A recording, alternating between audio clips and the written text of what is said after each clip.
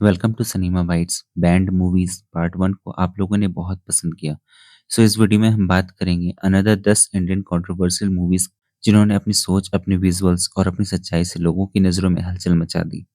इस लिस्ट में कुछ ऐसी फिल्में भी हैं जो इंटरनेट पे कहीं भी अवेलेबल नहीं है।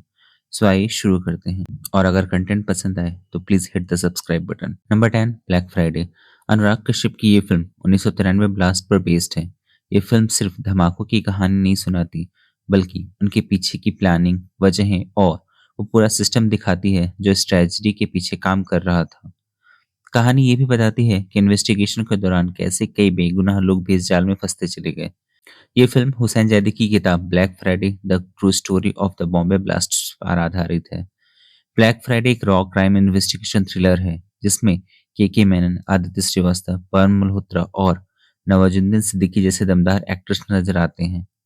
अनुराग ने इसे 2004 में रिलीज करने का फैसला किया था, लेकिन एक ब्लास्ट विक्टिम द्वारा फिल्म के खिलाफ पिटीशन फाइल करने के बाद बॉम्बे हाई कोर्ट ने इसकी रिलीज पर रोक लगा दी। साहब, मेरे पास एक खबर है साहब, शहर में बम फटने वाले हैं। नंबर 9, परजानिया। परजानिया एक ऐसी हार्ड हिटिंग फिल्म है जो गुजरात दंगों की बैकड्रॉप में इंसानियत के टूटते हुए रिश्तों को दिखाती है। ये कहानी एक ऐसे परिवार की है जो हिंसा और नफरत के बीच अपने बच्चे को ढूंढते हुए सिस्टम से लड़ रहा है। नसरुद्दीन शाह और सारिका जैसे दिग्गज कलाकारों ने किरदारों को बेहद सादगी और ईमानदारी से निभाया है, जिसकी वजह से फिल्म किसी ड्रामा की तरह नहीं बल्कि कड़वी हकीकत की तरह महसूस होती है। फिल्म का ट्रीटमेंट पूरी तरह रियलिस्टिक है। इसी कारण क्रिटिक्स और ऑडियंस दोनों ने इसे खूब सराहा। लेकिन असली मुश्किल तब शुरू हुई जब गुजरात में इसकी रिलीज पर रोक लगा दी गई। राज्य सरकार और कई राजनीतिक संगठनों ने फिल्म का विरोध किया, प्रदर्शन हुए और थिएटर में इसे लगाने ही नहीं दिया गया। नतीजा ये हुआ कि इतनी सशक्त और जरूरी कहानी होने के बावजूद परजानिया कभी भी गुजरात के सिनेमाघरों में रिलीज नहीं हुई। Number 8, water. दीपा मेहता की फिल्म वाटर एक बेहद सेंसिटिव और कंट्रोवर्शियल सब्जेक्ट को छूती है।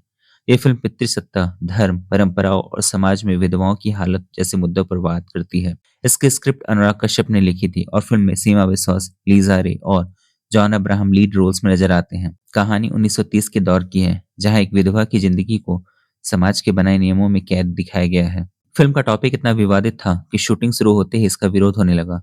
यहाँ तक कि बनारस में लगी फिल्म के सेट्स पर भी हमला किया गया और शूटिंग रोकनी पड़ी। इस फिल्म पर बैन की सबसे बड़ी वजह थी धार्मिक भावनाओं को ठेस पहुंचाने का आरोप। कई संगठनों का मानना था कि फिल्म हिंदू परंपराओं और विधवा प्रथा को गलत तरीके से दिखाती है।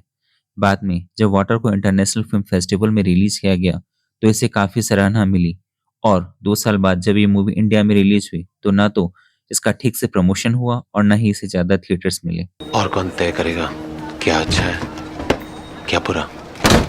आप। Number 7, bandit queen. 1994 में रिलीज हुई बैंडिट क्वीन एक रॉ और पावरफुल क्राइम एपिक फिल्म थी। इसमें सीमा विश्वास ने एक डकैत का किरदार निभाया जो रियल लाइफ में फूलन देवी की जिंदगी से इंस्पायर्ड था। फिल्म में कई ऐसे सीन थे जो सेंसर बोर्ड को मंजूर नहीं थे। खासतौर पर एक न्यूड सीन को लेकर भारी कंट्रोवर्सी खड़ी हो गई। फूलन देवी खुद इस बात से नाराज थे कि फिल्म में उन्हें जिस तरीके से दिखाया गया है, और उन्होंने फिल्म की रिलीज के खिलाफ केस तक फाइल कर दिया था। मेकर्स के साथ कई मीटिंग्स और बातचीत के बाद आखिरकार फूलन देवी ने फिल्म को रिलीज करने की अनुमति दे दी। आज बैंडिट क्वीन को उन चुनिंदा फिल्मों में गिना जाता है जो हिंदी सिनेमा में बहुत कम देखने को मिलती है। एक ऐसी फिल्म है जिसे हर सिनेमा लवर को जिंदगी में कम से कम एक बार जरूर देखनी चाहिए। सच्ची बोल रहा हूँ, पुलिस मोहल्ला बताओ। सच्ची कह रहा हूँ, पुलिस मोहल्ला बताओ। अकेला ही तो आया तो मैं। नंबर 6, 5। ये अनुराग कश्यप की डेब्यू फिल्म थी। इसकी कहानी रियल लाइफ सीरियल किलर से इंस्पायर्ड थी। अनुराग कश्यप की बाकी फिल्मों की तरह ये भी पूरी तरह डार्क थी, जहां पर फिल्म की लैंग्वेज काफी एब्यूजिव थी और वायलेंस भी बहुत ब्रूटल थे।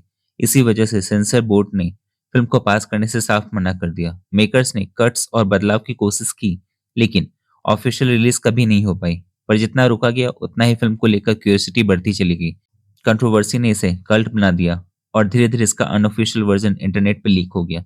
आज भी ये फिल्म ऑफिशियल रूप से रिलीज नहीं हुई है, लेकिन आपको इसके अलग अलग वर्जन कई वेबसाइट्स पर और यहाँ तक कि यूट्यूब पर भी देखने को मिल जाएंगे।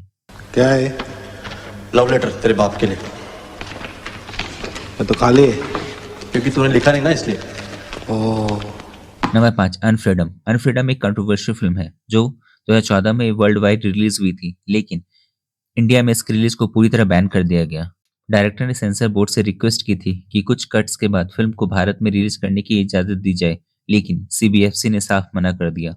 उनका मानना था कि फ़िल्म में बहुत ज़्यादा नेकेड और सेक्सुअली एक्सप्लिसिट कंटेंट मौजूद हैं, जिसे इंडियन क्रिटिकल ऑडियंस के लिए मंजूर नहीं किया जा सकता। फ़िल्म में एलजीबीटीक्यू रिलेटेड लेस्बियन कपल के रिलेशनशिप्स को बहुत डायरेक्ट तरीके से दिखाया गया था, जो उस वक्त सेंसर बोर्ड के लिए सबसे बड़ा रेड फ्लैग बन गया। यही वजह रही कि बोर्ड के पास फ़िल्म को रिलीज़ करने का कोई ऑप्शन नहीं बचा। भगवान की है। I don't want to get married. Leela, you agreed, didn't you? Number 4 फिराक। फिराक नंदिता दास द्वारा डायरेक्टेड एक संवेदनशील और असरदार फिल्म है। फिल्म 2002 की गुजरात दंगों की पृष्ठभूमि पर आधारित थी और इसी वजह से प्रशासन को डर था कि ऐसी फिल्म वहां दोबारा तनाव और विवाद पैदा कर सकती है। इसी सोच के चलते गुजरात में फिराक को थिएटर्स में रिलीज नहीं होने दिया गया। फिल्म को देश भर के दर्शकों और क्रिटिक्स से अच्छा रिस्पॉन्स मिला। खासतौर पर इसकी कहानी कहने के तरीके और डायरेक्शन की खूब तारीफ हुई। कोई નથી ખખડાવતું बहुत सारे थे, सब चिल्ला रहे नंबर 3 आंधी। आंधी गुलजार द्वारा डायरेक्टेड एक पॉलिटिकल ड्रामा फिल्म थी जो 1970 के दशक के राजनीतिक माहौल और एक महिला नेता की जिंदगी को दिखाती है। फिल्म के डायरेक्शन और पटकथा को काफी सराहा गया, लेकिन जब उसे 75-77 की इमरजेंसी के दौरान रिलीज की कोशिश की गई तो विवाद खड़ा हो गया। लोगों का मानना था कि फिल्म की लीड किरदार की कहानी भारत की तत्कालीन प्रधानमंत्री इंदिरा गांधी की पर्सनल और पॉलिटिकल लाइफ से बहुत मिलती जुलती थी। उनके समर्थकों ने इसे राजनीतिक रूप से प्रेरित बताया और फिल्म की रिलीज पर तीखी आपत्तियां उठाई। बैन के बावजूद फिल्म 1977 में टेलीविजन पर रिलीज की गई, जहां दर्शकों ने इसे देखा और सराहा। यह फिल्म आज भी उस दौर की राजनीति और सेंसरशिप की मिसाल के रूप में जानी जाती है। क्या हो गया है आपकी अक्ल को? मिल मालिक और मजदूर के हाथ में हाथ डाल के number 2 Kamasutra. Kamasutra a tale of love एक बोल्ड रोमांटिक फिल्म थी जिसे मीरा नायर ने डायरेक्ट किया था। फिल्म में अहम किरदार निभाए थे रेखा और इंदिरा वर्मा ने।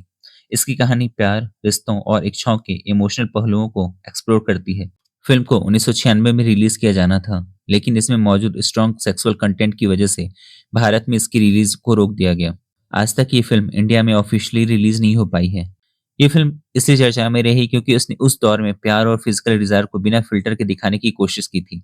पुरुष इस काम कला में निपुण होते हैं, वही इस काम क्रीड़ा का संपूर्ण सुख प्राप्त कर पाते हैं।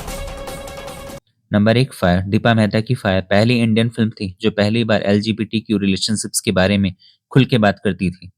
ये कहानी दो महिलाओं की है जिनके बीच प्यार और पहचान की यात्रा को बेहद संवेदनशील तरीके से दिखाया गया था। शुरू में सेंसर बोर्ड ने फिल्म को बिना कट्स के पास कर दिया और कुछ सिनेमाघरों में इसे रिलीज भी किया गया। फिल्म को आमतौर पर दर्शकों और आलोचकों से पॉजिटिव रिस्पांस भी मिली, लेकिन रिलीज के तुरंत बाद कुछ राजनीतिक समूहों और संगठनों ने इस पर तीखा विरोध शुरू कर दिया। ये विरोध इतना तेज था कि कुछ जगहों पर प्रदर्शनकारियों ने सिनेमा हॉल्स पर हमला किया और उन्हें नुकसान पहुंचाया। लेकिन बढ़ते तनाव और गुस्से को देखते हुए सेंसर बोर्ड ने अंततः फिल्म की रिलीज पर रोक लगा दी। To have a sexual relationship is to have sons that will carry on the family name. Did we do anything wrong? So guys, ये थी वो 10 मूवीज जो समाज के इनकी सच्चाई को दिखाती है। कमेंट में बताएं कि इनमें से आपने कौन कौन सी मूवी देखी है और ऐसे इंटरेस्टिंग वीडियोस के लिए सिनेमा बाइट्स को सब्सक्राइब करें। मिलते हैं अगले वीडियो में, तब तक के लिए bye, love you and happy watching.